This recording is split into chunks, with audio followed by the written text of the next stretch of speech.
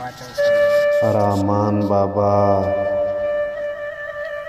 چې یو صوفي او لوی شاعر دی، هغه د انسان داخلي او باندني لوړو ته په ځیر کتلی دی.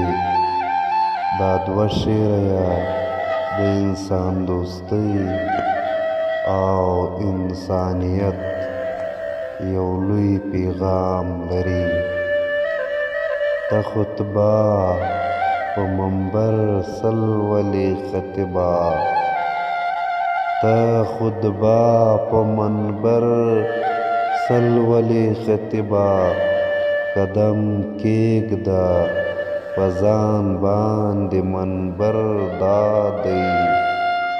د کعبې سفر آسان دی، مرد علی چې له ځان سفر وکړي سفر دا دی. د خلیل تر کعبې دا کعبه د لویه که ودان که څوک ویران ارم د زړه. لاس په سر په سپینه لاس په سر په سینه یخی و هر چاته هم دغه دی شرافت په دا دنیا.